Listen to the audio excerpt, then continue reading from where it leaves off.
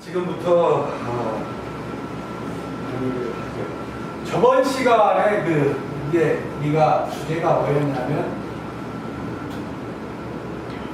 어떻게 할 것인가.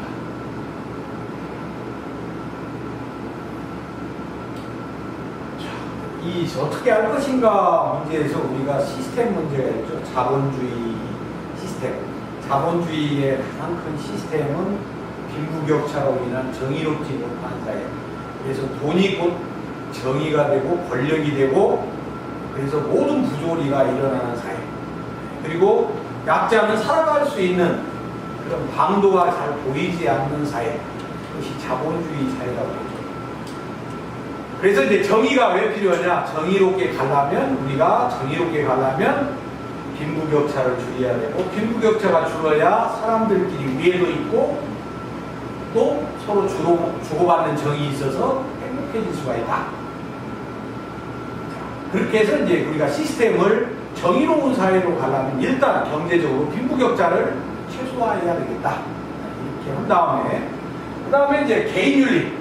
그러면 개인윤리 차원에서 우리는 어떻게 할 것인가 해서 전 시간에 이제 뭐가 나왔냐면 노자 장자의 자연주의가 나왔죠. 자연주의. 노자 장자. 이 노자 장자 철학의 핵심은 뭐였어요? 이 문명사회라는 것이 우리한테 문명이라는 것은 인간에게 무엇을 욕망을 자극해서 탐욕스럽게 만든다. 또 탐욕스러워질 뿐만 아니라 뭐라 그랬어요? 문명이라는 게 모여 살다 보면 허영심이 생겨요. 사람들이 여기다가 탐욕 플러스 허영심이 생겨서 자꾸 불행 속에 빠져드는 거예요. 좋은 거, 비싼 거, 명품 이런 것들이 문명 속에 살다 보면 사람들이 탐욕스러워져서 찾아지는 것들이기 때문에 결국 이 불행해지는 것을 막기 위해서 자연으로 돌아가요.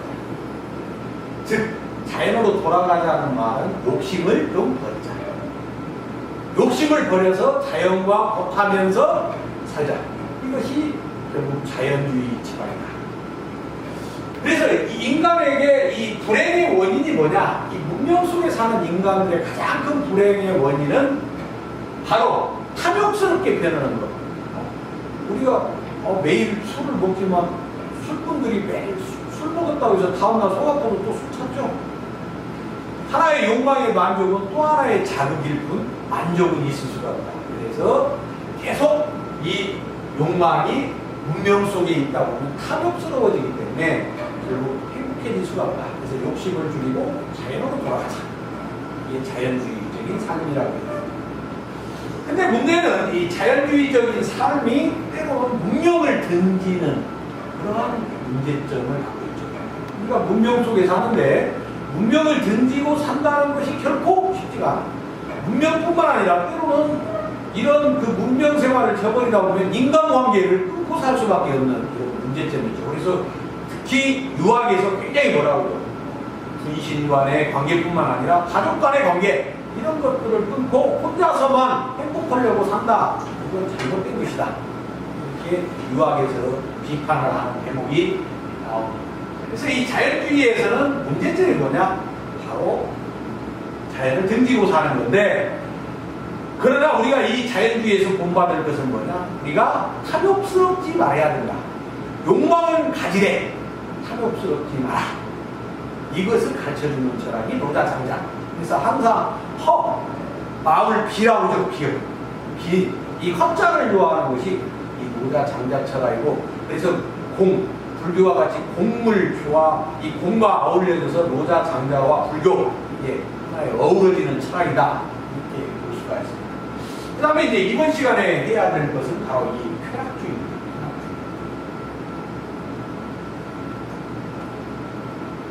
이 쾌락주의와 자연주의는 이 문명을 놓고 완전히 정반대적인, 문명을 놓고 정반대적인 접근을 한다고 봐야 돼요. 이 철학을 볼 때 우리가 항상 이 개별적인 철학만 보고 전체적으로 못 보면은 이 흔히 뭐 우리의 언어의 바다에서 익사한다 이런 말을 흔히 합니다. 그래서 20세기 분석 철학이 언어 분석 철학이 나왔는데 그 이유는 이 철학자들 입장이 각기 다르고 각기 다른 입장을 제대로 이해하지 못하다 보면 우리가 혼란에 빠져요.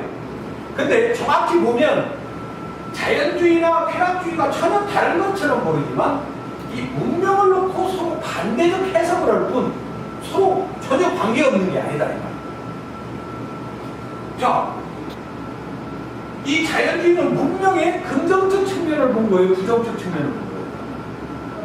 문명의 부정적인 측면을 강하게 보고 있다고 해야 돼요. 이 노자 자연주의는 약간의 부정적 측면이 강조되는 반면에 이 쾌락주의는 부정적인 측면보다는 이 긍정적인 자세, 입장을 강하게 취하고 있다고 보는 것이 우리가 쾌락주의적 입장이다.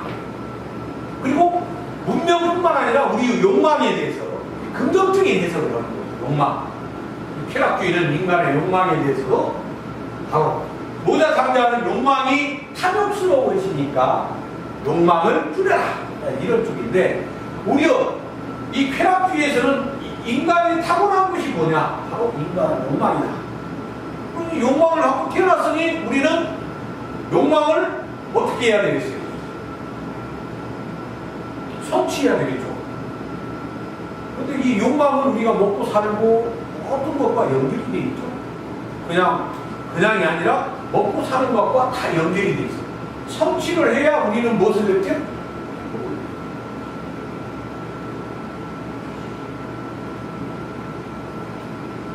배고픈 사람에게 가장 중요한 것은 밥을 먹는 것이 가장 행복을 느끼는 방법이고, 만약에 욕망이 충족이 안 되면 인간은 불행해지죠. 요새 이제 우리가 가장 큰 문제가 뭐냐? 3포 세대가 왜 불행하냐? 결혼할 수 없고, 살아먹을 수도 없고, 결혼할 수도 없고, 자식을 낳고 싶어도 낳을 수 없는 그런 경제적인 여건이 안 좋아서 인간이 기본적으로 할 수 있는 욕망조차 만족시킬 수 없는 상황으로 가니까 우리가 불행해진다는데, 인간의 행복의 제1조건이 뭐냐? 바로 욕망을 만족시키는 거예요. 그 욕망을 갖고 태어났고, 인간이 욕망을 당연히 만족시켜서 성취해서 행복을 해야 되겠다. 이게 쾌락주의적 입장입니다. 이 욕망이 문명화돼서 일단 탐욕스러워진다 이런 그 부정적인 측면을 보기 전에 인간은 일단 먹고 살아야 되고 행복하게, 인간은 누구나 다 행복을 하게 살다 보기 때문에 욕망을 우리는 성취해야 되고, 이 성취하다 보면 그 따르는 것이 바로 뭐냐? 그것이 쾌락이에요. 그래서 이 쾌락을 통해서 행복해지자, 이것이 쾌락주의입니다. 대표적으로 이제 동양에서 없냐, 쾌락주의에 오면 우리가 서양 용어로 보이는데 우리 동양에도 있죠. 동양의 풍류로 많이 우리가 알고 있는데 대표적으로 열자.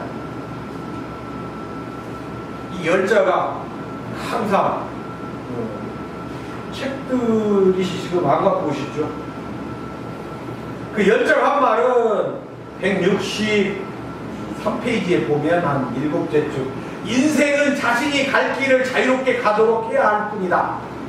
인생은 자신이 갈 길을 자유롭게 가도록 해야 할 뿐이다. 막거나 저지해서는 안 되는 것이다. 막거나 저지해서는 안 된다. 욕망을 막거나 저지해서는 안 된다. 내가 먹고 싶으면 먹게 하고 자고 싶으면 자게 하고, 이것이 인간이 행복하게 사는 비결이다. 이것이 열자가 말합니다.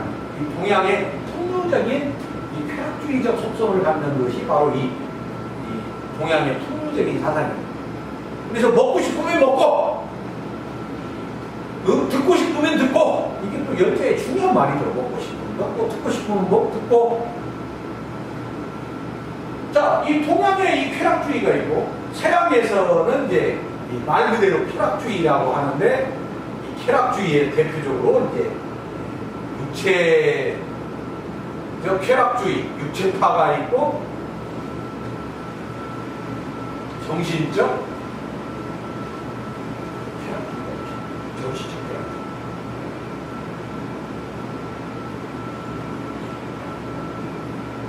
쾌락주의. 이제 동양에서는 뭐 육체다, 정신이다 이게 분류가 안 됐지만 서양에서는 이제 이 두 가지로 분류가 돼요. 자, 서양에서 순간을 결코 놓치지 마라. 이 키렌의 약화인데, 이 육체적 쾌락주의가 대표적인 것으로 키렌의 약화인데,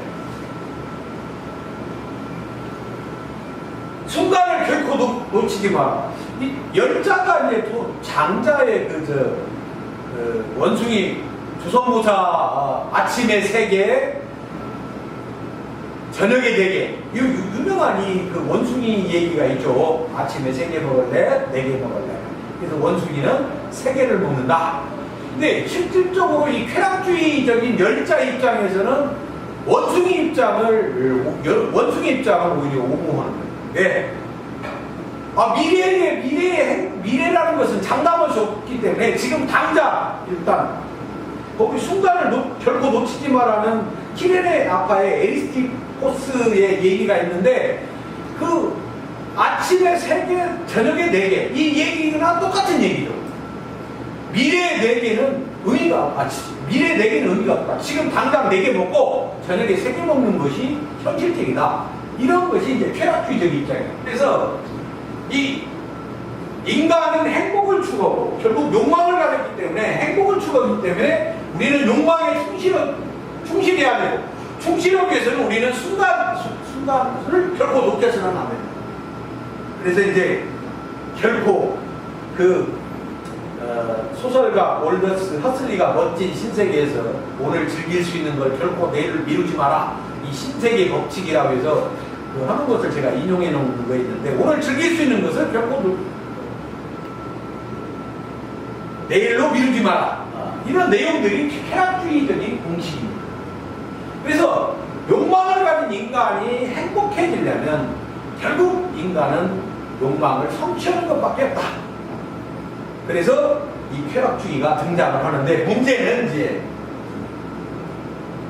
이 정신적 쾌락주의자라고 잘 알려져 있는 이 에피쿠로스가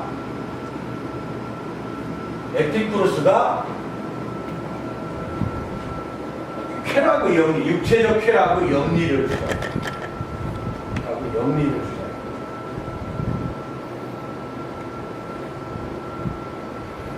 육체적 쾌락의 영리를 주장해요.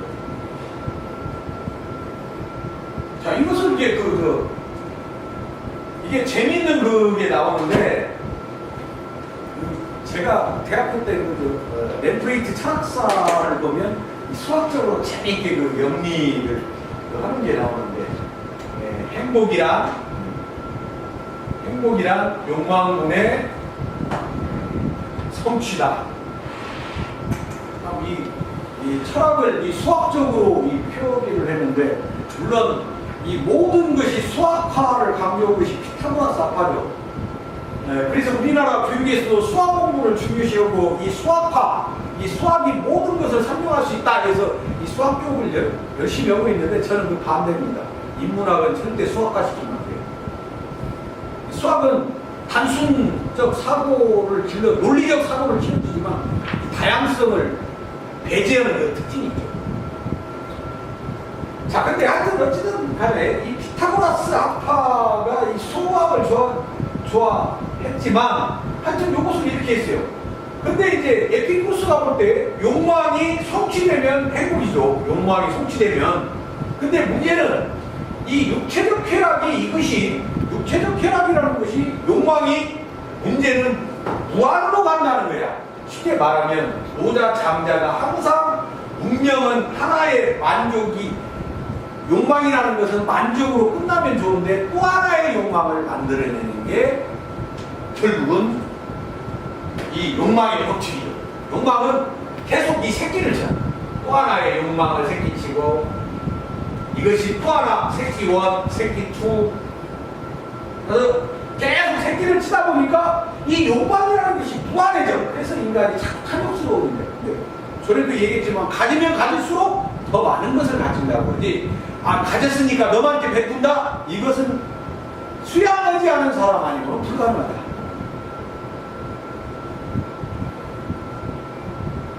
자, 욕망문에 우리가 이런 거 구체적 쾌락이 욕망이야. 아, 우리 어렸을 때 데이트 해보지만, 아, 여성 한 명 있으면, 아, 그걸로 할 것 같지만 요새 없어지는 거야. 여자친구도 하나만 있는 게 아니라 몇십 있고. 근데 없는 사람 없죠? 그 여자친구도 있고 없고도 더 있고 비니. 애인 있는 사람 많고 애인 없는 사람 없고. 그러니까 이 욕망이라는 것이 이게 만족이 되는 게 아니라 이 욕망이라는 것이 자꾸 가. 근데 성취라는 것은 유한으로 수학화되죠. 시그마 무한대분의 N이면 이건 뭡니까? 성취가 거의 안 된다는 거죠. 성취가 안 되면 심리학적으로 이게 이 성취가 안 되면 심리학적으로 뭐가 됩니까? 성취가 안 되면 심리학적으로 고통으로 바뀌지는 거죠. 그렇잖아요. 그냥 산술적으로는 0이지만 심리학적으로는 성취가 안 되면 그러니 아무리 많은 애인이 있어도 행복할 수가 없다는 거지. 아무리 맛있는 걸 먹어도 행복할 수가 없다. 왜? 욕망은 늘어나니까. 항상 이걸 우리가 이런 철학 교육이 없어지고 이런 윤리 도덕 교육이 없어지고 영어 수학 교육만 일어나니까 우리가 이것을 자꾸 안 배워요. 그러니까 이런 교육을 안 시키고 욕망이라는 것이 이게 무한정하고 끈이 없다. 그래서 자본주의는 부의 축적을 무한히 추구해도 된다. 이렇게 했는데 이게 문제가 있는 거예요. 욕망, 그 자본을 무한히 축적할 수 있다. 이 베버가 얘기했는데 이거 결코 좋은 논리가 아니에요. 왜? 물론 그것이 어떤 동력이 될 수도 있을지는 모르지만 그걸로 인해서 많은 사람들 것을 뺏는, 착취할 수 있는 명분이 있어요. 그러니 아무리 애인이 많아도 아무리 먹을 것이 많아도 결국 인간은 행복할 수가 없다. 육체적 쾌락은 결국 행복을 갖고 오는 것이 아니라 오히려 불행을 갖고 온다. 그러니 에피쿠로스 입장에서는 욕망을 어떻게 돼야 했어요? 육체적 욕망을 자꾸 충족하려고 노력이 하겠어요? 끊으려고 노력이 하겠어요? 끊으려고요? 그래서 이 사람은 에피쿠로스는 쾌락주의지만 육체적 쾌락에 대해서는 마음의 문을 좀 닫는 약간 금욕적, 완전히 금욕은 아니지만 이 사람은 심지어는 절제하고 검소하게 합니다. 왜? 육체적 욕망은 끝이 없기 때문에 내가 자꾸 문명에 들어와서 맛있는 걸 먹고 하다 보면 이건 절대 행복해질 수가 없어요. 지금 우리가 현대인들도 반노예죠. 직장인들 반노예입니다. 자기는 노예 아니다 생각하지만 실질적으로 특히 기업에 사는 사람들은 거의 반노예적인 삶을 산다고 해도 다 특히 옛날같이 그 가족적인 분위기가 해체된 지금의 미국식 자본주의 상태에서는 완전히 이게 쉽게 말하면 반노예적인 삶이라 해도 과언이 아니다. 쉽게 말하면 여성들 많이 취업하는 요새 그 비정규직에 있는 이 마트 같은 데 가보세요. 얼마 임금이 다르면서요. 그래서 버는 돈이 막 앉아. 알고 보면 그런 것들이 의지 않게 반노예적인 삶. 즐거움도 없고. 그러니까 이 사람들은 오히려 뭔가 문명 생활에서 즐거움을 얻기 위해서 뭔가를 많은 걸 얻으려면 문제가 뭐가 되느냐? 노예적인 삶을 살아야 돼. 그래서 이 사람들은 노예적인 삶을 거부하고 결국 뭐냐? 공동생활. 같은 집에서 여러 살 끝맞는 사람들끼리 공동생활을 하면서 텃밭을 일구면서 그냥 감소하게 사는 거예요. 그 유명한 에피쿠로스 말이 있죠. 나는 빵과 물로 살 때 몸에서 쾌락이 충만해진다.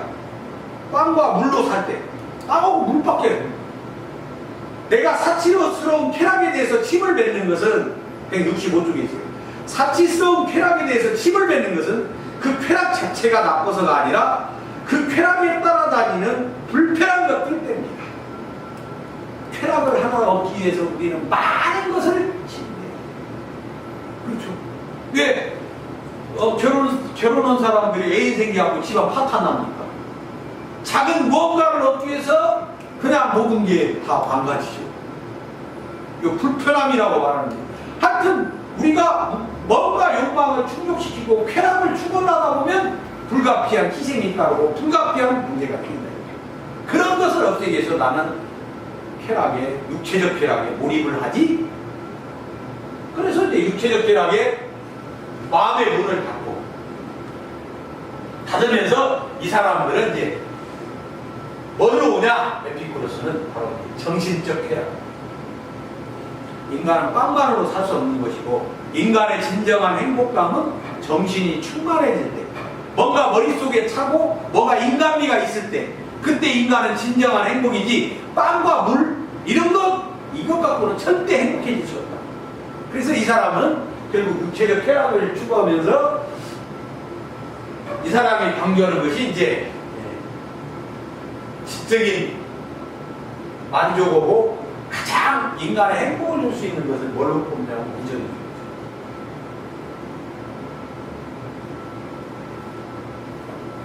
항상 머릿속에 뭔가 차야 인간은 행복해지니까 지적인 이 철학을 통해서 뭔가 머릿속이 충만해지는 거. 그렇지 않으면 인간은 절대 행복해지죠. 그러면서 이제 인간에게 가장 이 사람들은 육체적 쾌락을 피했기 때문에 사랑이 아니죠. 사랑보다는 뭐? 사랑은 항상 탈이 나죠. 사랑은 탈이 난다. 왜? 이 사랑은 결국 탈이 나도 성취가 안 돼. 사랑은 우리가 영원한 사랑이 있어요? 제가 이제 2번 이거 말고 2번째 사랑 얘기 써놨는데 결혼이 사랑이 결혼해서 사랑 가장 행복할 때가 한 어느 정도 되는 것 같아요?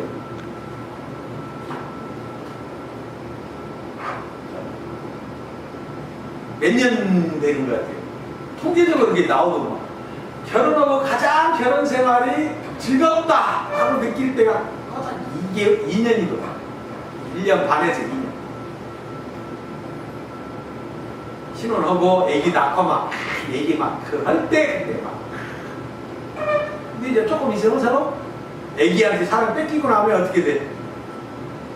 쳐다보는 눈들이 조금 이제 이상해지죠. 안 그래요?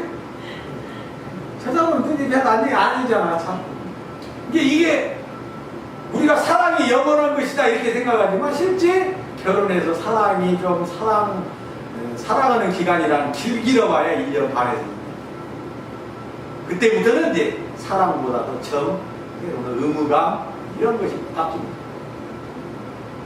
그러니 이 결국 사랑이라는 것도 지속성이 있는 게 아니고 영속성이 없다. 그런데 친구관계라는 것은 미운하거나 물론 친구관계도 영원히 갈 수는 없지만 서로 정신적인 만족을 느끼면서 우정을 갖는 것, 이것이 가장 인간에서 오래가고 가장 필요한 것이다. 나이 들수록 가장 필요한 게 뭡니까? 우정이죠. 근데 지금 우리 사이에 어떻게 됐어요? 우리나라의 가장 큰 우정의 제가 볼 때 이 우정론도 다 써놨는데 우리나라 지금 우정론은 이 경쟁 사회다 보니까 이제 친구 사이의 장벽도 많이 물어요. 사회적인 시스템에서 이미 우애라는 것이 거의 많이 사라졌어요. 친구들도 얕짤없죠. 원래 친구 관계라는 거 옛날부터 다 있을 때는 찾아오기만 없으면 다 돌아서버리는 게 친구 관계고. 문제는 이제 또 가족 이기주의적 성향이 너무 강해졌어요. 여성분도 있지만 여성들이 있으면 또 어떤 문제냐? 남자 자꾸 가정으로 끌어들이고 친구 만나는 걸 자꾸 이렇게 멀리시키죠. 그러다 보니까 친구 관계가 멀어지게 되고 우정이라는 것이 이제는 굉장히 약한 사회고, 그러다 보니까 실질적으로 사람들이 고독한 삶을 살아요. 이 고독한 삶을 없애기 위해서는 우리는 반드시 이 우정을 굉장히 중시해야 되고, 또 노후의 행복을 위해서는 이 우정을 굉장히 쌓아야 되는데도 불구하고 나이가 들면 다 끊어져요. 친구 관계도 끊어지고, 사회적 시스템과 가족 이기주의, 이런 것들이 우정이라는 인간에게 가장 절실히 필요한 이 에피쿠스가 가장 이상적인 삶을 모델로 보는 이 우정이. 자, 그래서 이 절제와 검소를 통해서 지적 만족과 지적인 만족과 검소한 생활, 이것을 병행하면서 사는 것이 행복으로 가는 길이다. 이렇게 얘기합니다. 자, 근데 이제 여기서 아이러니한 것이 뭐냐면, 이 에피쿠로스라는 사람이 이제 정신적 쾌락으로 갔지만, 쾌락주의라고 말하면서 쾌락주의 영리를 주장한 게 좀 이상하죠? 뭔가 자체 모순이 있는 것처럼 안 보입니까? 지금 들을 때는 뭐 그럴듯한데, 이 철학이라는 게 그래요. 이 사상가들한테 이 책 읽다 보면 푹 빨려 들어가면 뭐 그게 다 옳은 것 같대. 근데 이제 또 잘 생각해 보면, 왜 제가 이걸 기억을 쾌락주의 영리를 기억하냐면, 나중에 쾌락주의 문제점을 우리가 찍을 때 이것이 다시 회생이 돼요. 쾌락주의가 행복으로 갈 수 있는 건 쾌락을 추구하는 거고, 우리 인간이 욕망을 갖고 태어났으니 욕망에 충실하는 것이 행복으로 가는 길이다, 이렇게 주장을 했는데, 왜 이 쾌락주의 영리가 돼요? 그러고 보면 이 쾌락주의자인 에피쿠로스와 노자하고 뭐 큰 차이가 없죠? 우리 아무래요. 노자하고 문명을 등지고 작은 공동체, 실제 노자도 작은 공동체 생활, 큰 문명 생활이 아니라, 제가 얘기했잖아요. 도시에 살면 살수록 사람들은 욕망이 커지고 허영심이다. 그러니 욕망을 줄이려면 자유, 도시에서 벗어나요. 쾌락주의면서 이 작은 공동체에서 텃밭을 일구고 살았던 이 에피쿠로스. 이게 어떻게 보면 쾌락주의자라고 말하는데, 우리가 알고 보면 거의 자연주의와 성향이 흡사한 걸 말하죠. 자, 그러면 이제 여기에서 나중에 우리가 쾌락주의가 뭐 문제가 있구나라는 것을 또 암시를 받을 수 있습니다. 물론 이 자연주의자들이 다 옳은 것도 아니죠. 우리가 문명을 만들었으면 문명이라는 것은 생활의 편리와 풍요로움을 가져다 주기 때문에 100% 거부할 수 있는 거예요. 그렇지만 또 인간이 가지고 있는 이런 것은 우리가 경계를 하자, 그런 의미가 있습니다. 자, 그래서 일단 쾌락주의자 중에 쾌락을 추구하자, 이렇게 됐어요. 근데 이 사람들의 이 쾌락주의는 문제가 뭐냐면, 개인의 행복을 우선시하지. 내가 욕망을 갖고 태어났으니 쾌락을 추구하면 된다, 이렇게 편하게 된다. 지금 뭐 우리들이 흔히 대부분 이 쾌락주의는 자본주의에 가장 그 기본에 깔려 있는 게, 자본주의에 깔려 있는 게 쾌락주의죠. 욕망의 극대화. 욕망의 극대화를 추구하는 자본주의의 가장 근접한 것이 자본주의에서는 바로 이 쾌락주의입니다. 그래서 결국 이 쾌락적인 성향, 향락주의 문화, 이런 것들이 다 자본주의 향락주의 문화나 이런 것들은 결국 쾌락주의와 일맥상통한다고 보시면 됩니다. 근데 문제는 이제 이런 개인의 행복만을 추구했는데, 문제는 이제 이 쾌락주의에서도 뭐가 나오냐면 공리주의가 나와요. 공리주의는 그 사회성을 합니다. 인간의 사회성. 인간의 사회성. 아무리 인간이 욕망을 갖고 태어나서 쾌락을 추구한다 하더라도 나만을 위한 쾌락을 추구해서, 그게 바로 사회성 때문에 나만을, 나의 자유는 남에게는 뭐예요? 폭력이. 나의 자유는 남에게는 폭력이 될 수가 있고 착취가 될 수가 있고, 또 나의 행복은 다른 사람에게 폭력이 될 수가 있죠. 그럼 이제 많잖아요. 나의 행복은 다른 사람에게 불행, 이런 것도.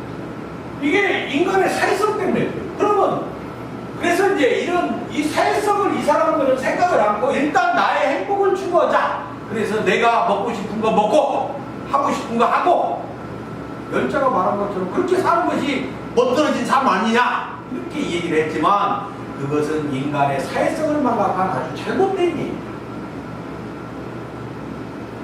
그래서 공리주의가 볼 때 인간은 이 사회성을 갖고 태어났기 때문에 결국 같은 운명체예요. 같은 운명체.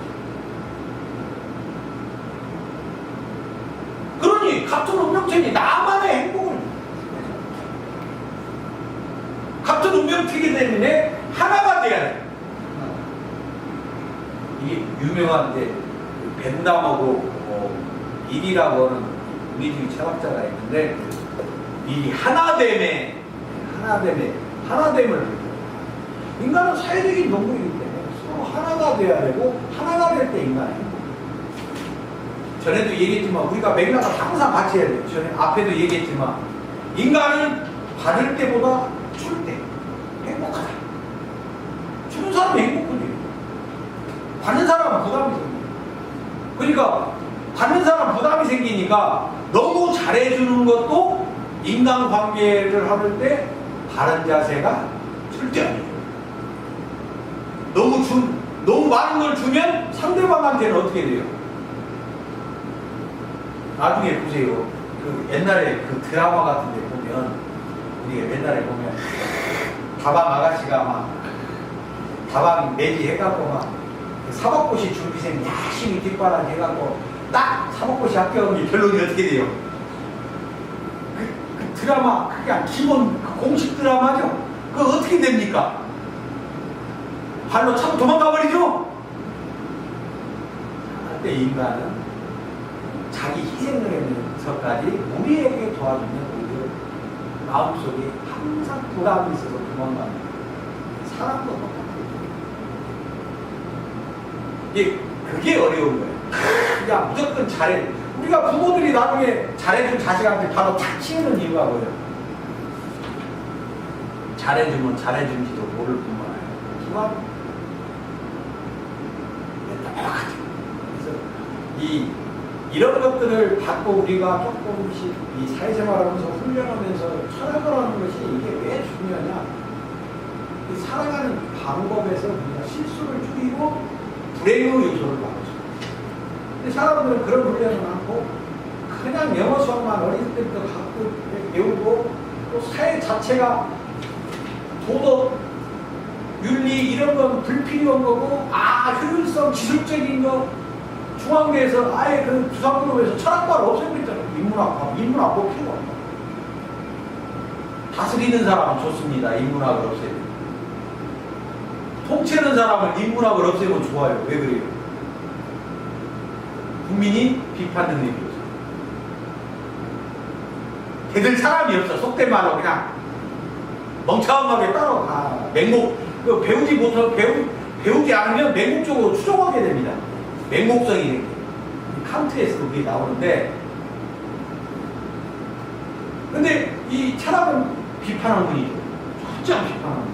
그래서 가장 정치가들이 싫어하는 과가 철학과. 마르크스가 대표적으로 자본주의, 가장 마르크스가 20세기에 가장 많이 팔린 책이 자본주의.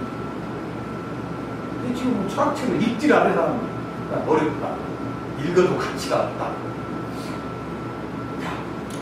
이 하나님의 법칙인데 빨리 합시다. 생각보다 이게 시간이. 그래서 이제 나 하나만의 행복을 추구하면 안 되고 이 같이 가야 돼. 같이 행복해야 돼. 그래서 그 유명한 단어가 이제 최대다수 최대 행복이라는 그 슬로건 모토가 나오거든요. 실제 그 벤담은 법원 사람이에요. 이 법의 기본 원리가 뭘까? 법의 기본 원리. 이 원래 기본 원리를 다루는 학문이 철학입니다. 철학. 법철학. 쉽게 말하면 벤담 법철학자니 법철학자. 그냥 단순히 법학자가 아니라 법철학자. 철학이라는 학문은 모든 학문의 기본 원리, 기초 원리를 공급해주는 그런 역할을 전통적으로 해온 것이 바로 철학. 그래서 철학이 가장 기초 학문이다. 인문학에서뿐만 아니라 과학을 다루는 철학이 과학철학입니다. 저는 실제 대학 때 과학철학이나 인식론을 많이 했어요. 실제 이런 쪽으로 거의 어렵지만 제가 원래 강한 데는 실제는 인식론이고 과학철학 전공입니다. 분석철학이죠. 이쪽으로 상당히 걸려요. 근데 그걸 떠나서 하여튼 이 최대다수 최대 행복이라는 이 슬로건을 해요. 나 혼자만 아니라 다른 사람. 근데 이건 다 아니요. 어떤 문제점이 있습니까? 다수의 행복인데 또 문제는 이 다수라는 게 있습니다. 자, 다수를 위해서 소수가 잘못하면 이 원리를 따지자면 사회성을 고려한 것까지는 좋은데 문제는 뭐냐면 이 다수가 횡포가 문제인데 또 다수 횡포 이전에 이 다수라는 것이 이 다수가 항상 진리냐 진리로 가는 길이냐 다수가 이게 가장 큰 문제점이에요. 우리가 사도 끝나고 나면 항상 느끼는 게 뭡니까? 이 다수가 결정한 것이 제대로 된 거예요? 내가 요새 그렇게 막 요새 우리나라 대통령 뽑아놓고 다 국민들 엄청나게 후회를 하죠. 지금 정신들이 있는 거예요, 없는 거예요? 아, 서민들을 죽이는 사람들을 뽑아.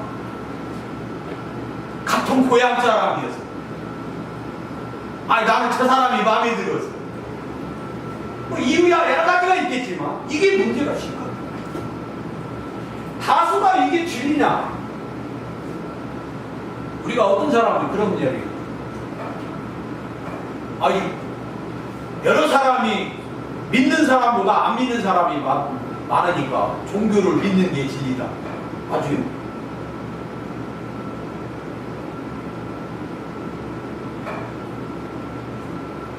흔히 어떤 사람들 종교론자들이 종교 믿는 사람이 훨씬 많아.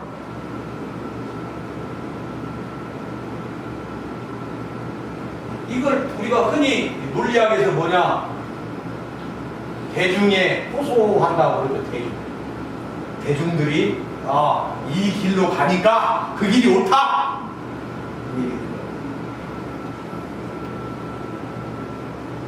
근데 선거철에 우리가 후회하는 거야. 그다음 또 뭐냐? 이것을 논리학에서는 뭐냐? 그것이 진짜로 옳은가 아닌가는 별개의 문제인데 대중이 옳다고서 뭐냐? 그걸 대중에 호소하는 오류라고 해요. 대중이 옳다 이전에 그것은 사실과 일치하는 게 옳은 것이지 다수가 그 길을 간다고 해서 그게 옳은 길이 아니다. 근데 많은 사람들이 요새 따라가 외치죠. 이거 다수가 그 길로 가니까 우리는 그 길로 가야 돼. 자, 다수가 저 사람을 대통령으로 뽑았어. 근데 저 사람이 우리는 무조건 가야 돼. 근데 이것이 옛날부터 제가 이 책에도 써놨지만 제일 문제는 아리스토티레스라고 하는 그리스의 유명한 정의로운 사나이가 있어요. 근데 주계껍데기로 폐각투표로 해요. 근데 이게 민주주의 대중들이 가장 문제는 이 선동정치에 이 대중은 이 선동에 이리 쏠리고 저리 쏠린다는 거예요. 원칙이 없이.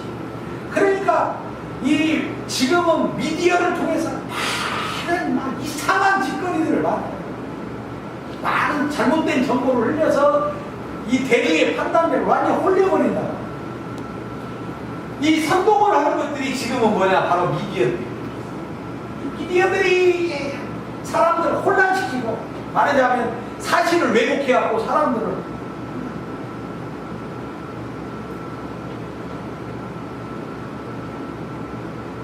그라시안이라는 철학자는 진리는 다수에게 있는 게 아니라 거꾸로 진리는 소수에게 있다 이렇게 주장합니다. 소수가 진리는 발견하는 거지 다수가 발견하는 거죠. 그러니까 그 진리를 발견하는 사람은 인생이 어떻게 있어요? 인생이 평탄하겠어요? 힘들겠어요? 겁나게 힘들겠죠. 왜 그냥 천재들이 힘든 이유가 뭐예요? 다수들은 인식을 못해. 저게 새로운 길, 진짜 길인지. 왜? 항상 관습이나 편견에 젖어 있어요. 그것을 없애주는 사람이 바로 진리를 발견하는 소수인데, 그 사람이 그 당시 인정받으면 그 사람 못 받은 사람이고, 그 당시 대부분이 인정을 받아요, 못 받아요? 핍박받다 가는 경우가 많죠. 그래서 이 소수는 진리라는 건 소수에게 하는데, 이 사람들은 이게 문제는 이 다수에게 진리가 있다고 생각하는 이런 문제점뿐만 아니라, 이런 문제점 때문에 때로는 이 횡포가 또 다수에 의해서 횡포가 일어날 수가 있죠. 그러니 미는 이제 여기서 이걸 고민을 해요. 이 다수의 횡포를 없애야 됩니다. 특히 양심이 없으면 어떻게 되냐? 양심이 없으면 미리 뭐라고 하냐면, 만약에 이 다수가 양심이나 인격이 없으면 그걸 뭐라고 써놨냐면 171쪽에 보면 인격이 없는 사람이며 그것은 인격 없이 질주하는 증기기관차. 욕심 많은 사람은 인격이 없는 사람이며, 욕심 많은 사람은 인격이 없는 사람이며 그것은 인격 없이 질주하는 증기기관차와 같다. 그러니 이 다수가 욕심으로 꽉 차 있으면 질주하는 증기기관차니까 소수를 다 죽여버린다는 얘기지. 그러니 이 아무리 다수가 하더라도 소수의 인격을 짓밟아서는 절대 안 된다는 단서를.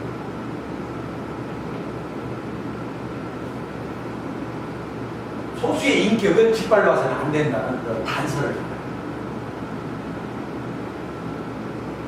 원래 이 욕망론자들은 인격보다 성취해서 행복을 얻는 것을 가장 기본으로 하는데, 미리 이제 이게 그러다 보면 이 문제가 생기니까 인격을 바탕으로 해서 쾌락을 주어요. 인격을 바탕으로 한 쾌락을 주어요. 인격을 바탕으로 해서 쾌락 추구해야지. 아무리 다수가 옳다 하더라도 소수의 인격을 짓밟는 일을 해서 성폭해요. 그런 거 있을 수가 없죠. 그래서 그런 다수의 쾌락, 이 다수주의에 자칫 잘못하면 함정에 빠지지 않기 위해서 미는 인격을 바탕으로 한 쾌락을 추구해야 된다. 이렇게 하면서 인격주의에 어느 정도 이 다리를 얘기합니다. 그리고 이제 미리의 이제 유명한 말은 이 에피쿠르스와 똑같이 인간은 빵으로 행복하고 이런 게 아니라, 이 벤담은 쾌락은 어떤 쾌락이든 상관없이 양만 많으면 된다. 우리 한국 사람들이 제일 좋아하는 식당 중에 하나가 뭡니까? 양 많이 주는 집이죠. 특히 남자보다 아줌마들이 더 이 양 많은 집을 좋아합니다. 여성들이 먹기는 더 먹어요. 남자보다 훨씬 더 먹죠. 그러니까 남자들이 저도 남자로 태어나는 게 이게 처음에는 좋아하는 걸로 생각했는데, 요새 가서 생각해보면 결코 남자 인생들이 결국 평탄한 길이 아니더라고 말이에요. 양만 많으면 된다, 벤담이 그랬는데 양의 문제가 아니다. 인간이 진정으로 행복하려면 에피쿠로스가 생각한 것처럼 항상 정신적인 이것이 충족되지 않으면 인간은 행복할 수 없다. 근데 우리 한국 사람들은 지금 정신적인 행복은 완전히 생각을 하고 처음부터 행복은 돈, 물질 이걸로 만든 생각을 해요. 뒤에도 나오지만 우리 한국 사람이 가장 부러워하는 사람이 누구냐? 그러니까 50%가 빌 게이츠가 가장 행복한 사람, 부러운 사람. 옛날에 한 90년대가 2000년도 초반에 청소년들이 가장 존경하는 사람이 누구냐 하니까 우리 한국의 이건희 회장을 존경해요. 그건 뭘 얘기합니까? 완전 물씬 숭배를 하고 있죠.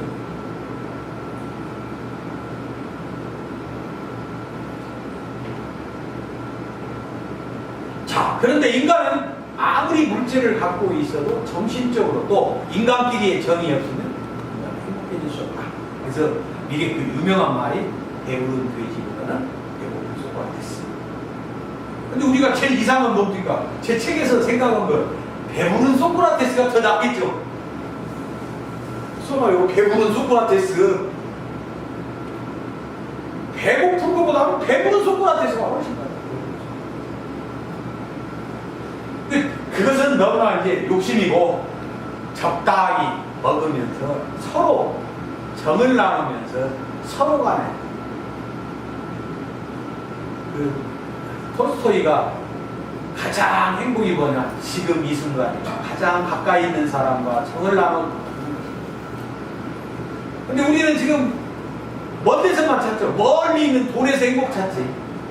우리는 지금 이 순간 내가 옆에 있는 사람과 정을 나누면서 행복은 차지하는데, 저 멀리 있는 사람에서 행복을 찾고, 가까이서 이런 것들은 돈이 안 듭니다. 가까이서 찾으면. 멀리서 찾으면 내가 먹는 반찬에서 행복을 찾을 줄 알아야 하는데, 저 맛있는 식당에서 먹는 걸 행복 찾으면 이제 거들나는 거죠.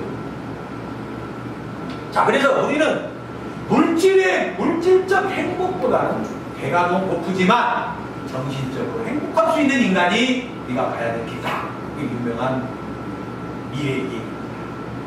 자, 몇 가지 이제 우리가 미리 쾌락을 추구하지만 인격, 그 다음에 이거 쾌락의 영리. 근데 이 한번 생각해 보세요. 행복을 추구하는 사람이 양심과 인격을 고려합니까? 때로는 행복을 추구하다 보면 양심을 팔 때가 많죠. 그래요, 안 그래요? 인격하고 행복하고 이게 딱 일치될 경우도 있지만 안 될 경우가 많이 생기죠. 지금 이게 뭐냐면 이 행복론자들의 지금 문제점을 생각을 해야 돼요. 왜? 쾌락을 추구하면 되지. 인격을 바탕으로 오고 왜 영리가 나오고, 그 이상한 얘기죠. 자, 우리가 이제 여기서 우리가 이제 제가 이 책에서 쾌락주의 행복론을 얘기하면서 이 윤리학사를 보면 행복론, 양심론 이 양분대에서 나눠집니다. 인격, 양심은 인격이고 서로 뒤에 이제 바로 나오는 공자와 칸트가 인격주의인데, 이 사람들은 이익이나 행복 이것보다는 양심을 먼저. 근데 이 양날이 거친 거예요. 인격이 지금 행복만 추구하면 되는데 무슨 것이 인격이 나왔어요. 자, 이런 것들은 뭐냐?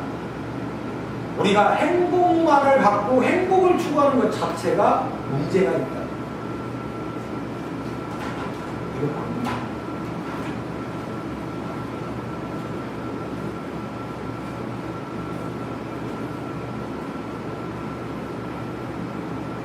자, 행복론을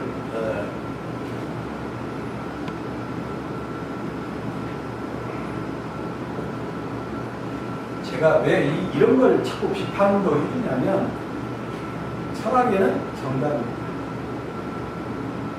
내가 이제 이런 걸 이렇게 해주고 나중에 해주면요, 철학은 하나의 사고 훈련이고 생각 훈련이고 세상을 보는 훈련이에요.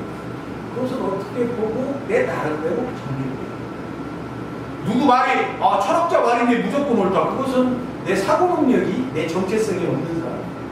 무엇에 맹신하는 건 내 정체성이 없는 사람. 칸트가 나한테 굉장히 좋다. 종교에 맹신하는 것도 정체성이. 자, 그래서 이제 이 행복론 비판이 우리가 그 책에서는 쾌락과 행복에 집착하지 마라. 172쪽에 보면 쾌락과 행복에 집착하지 마라. 쾌락과 행복에 집착하지 마라.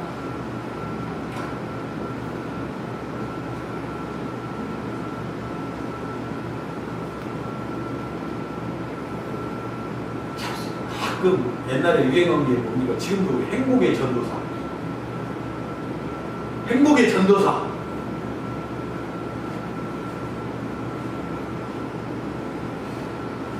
행복론이 왜 문제가 있습니까?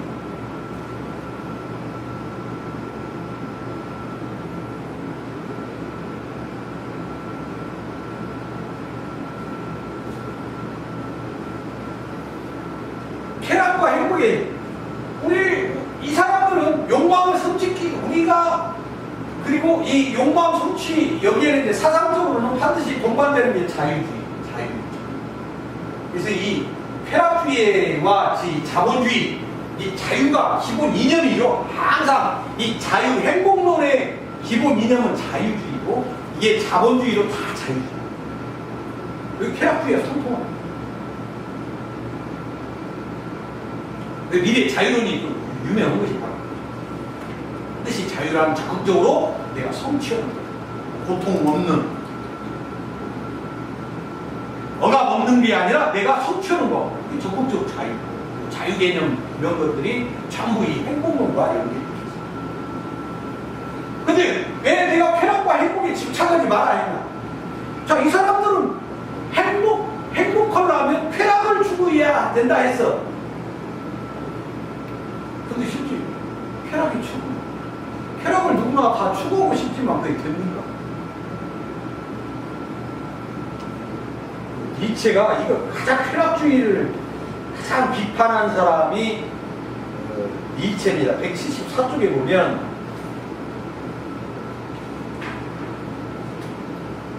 선악을 넘어서라는 책이 있는데, 니체가 나중에 이제 내가 철학강패라고 하는 이유가 이제 선악을 넘어서 이런 거 보면 완전 윤리 파괴자죠, 파괴자.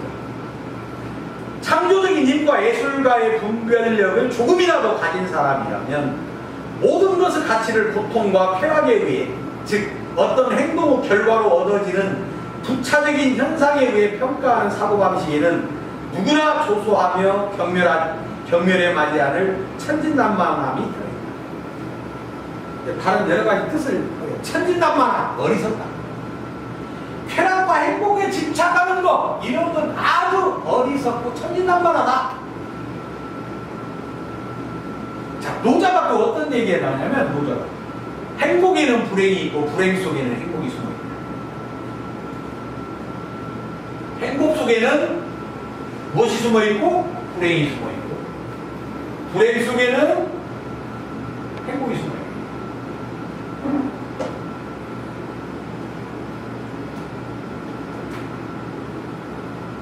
이게 저도 이제 이런 책을 쓰고 그다음에 여러 가지 책을 만들면서 이런 걸 정리하는 시간이 엄청 걸려요. 이게 어디 책에 나오는 것도 아니고 굉장히 이게 정리돼서 나름대로 정리하는 것이기 때문에 여러분들이 꼭 필히 알아두고 나름대로 도움을 받기를 바랍니다. 행복 속에는 불행이 숨어있고 불행 속에는 행복이 숨어있어요. 이 말은 뒤집어 말하면 무슨 말입니까? 순수한 행복이 있다 없다. 순수한 쾌락이 있다 없다. 반드시 행복을 추구하려면 무엇을 이겨내야 돼? 불행을 이겨내야 돼. 또 행복하다고 해서 기고만장하면 반드시 뭐가 찾아와? 쾌락을 얻으려면 반드시 우리는 무엇을 견뎌내야 돼?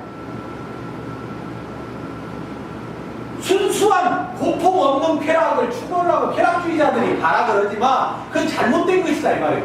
어떠한 순수한 쾌락도 없다. 내가 즐거움을 얻으려면 반드시 고통을 겪어야 돼. 뭔가 성취를 하려면 어두운 터널을 지나야 돼. 그게 인생의 순환이야. 근데 쾌락주의자들은 고통을 피하고 행복을 쾌락을 취한다 이렇게 생각하지. 근데 이게 가능합니까? 그러니 이게 바로 영리가 생기는 거야. 쾌락주의 행복의 영리라는 것은 결국 쾌락을 얻기 위해서는 고통을, 나는 필연적으로 고통을 수반하는 거야. 니체가 모든 성취에는 고열을 먹고 산다. 모든 성공에는 고열이 있어, 고열. 그런데 쾌락주의자들은 그걸 숨기고 순수하게 쾌락과 행복만을 추구해요. 행복의 전도사, 이거 엉터리가 있는 거예요. 진정으로 행복하려면 어떻게 돼야 돼? 고통도 끌어안아야 하고, 고통을 견뎌내야 되고, 고통을 감수할지 알아야 되고, 고통을 피하려고 하지 말고, 고통을 우리가 끌어안아서 그걸 넘었을 때만이 행복이라는 성취를 할 수 있고, 행복을. 고통을 피하고 행복을 얻는다? 이건 어디서? 그건 이기적인 거고, 반인간적인 거고, 인간 반인간적인 거예요. 니체가 인간적이라는 책에서 고통을 피하려고 하는 자, 나약한 자, 이건 인간이 아니다 이거예요. 진정한 인간이 되려면 고통을 끌어안고 그런 것을 딛고 일어서는 것이 진짜 인간다고. 그래서 이 니체가 이 쾌락주의에 대해서 이렇게 통렬하게 비판합니다. 그리고 178쪽에 제가 한 구절만 읽어보겠습니다. 이게 아주 좋은 글인데 제가 천수경이라고 써놓은 게 잘못됐어요. 천수경 속에 들어있는 보항 삼매경인데 그냥 책 표지만 보고 그냥 이렇게 적어놔서 이 인용이 틀렸어요. 보항 삼매경이라고 고쳐주세요. 몸에 병이 있기를 바라지 마라. 몸에 병이 있기를 바라지 마라. 몸에 병이 있으면 탐욕이 생기기 쉽나니 그래서 성인이 말씀하시길 병고로서 양약을 삼으라고 하지 않느냐. 아이고 안 아플라고 하지 마라. 몸이 건강하면 무엇이 생긴다? 탐욕스럽고. 몸이 아픈 것도 다 뭐가 있냐? 참을 줄 알고 절제할 줄 알고 이런. 인생이라는 것이 한 가지만을 하고는 절대 안 된다. 고통 없이 살으려고 하는 절대. 오히려 고통을 끌어안고 그것을 통해서 내가 사는 지혜를 얻는 것이 진정한 삶의 길입니다. 자, 그래서 여러분들이 이 쾌락주의자들이 있고 우리가 지금 자본주의에 사는 사람들이 쾌락주의지만 쾌락과 행복은 환상일 뿐이고 진정한 행복을 하려면 고통과 역경 이런 것들을 스스로 이겨낼 수 있는 마음부터 다스려야 한다. 그것이 진정으로 행복을 하는 길이지. 행복만 하려고 한다. 이건 아주 잘못된 삶이다. 라고 생각하시면 됩니다.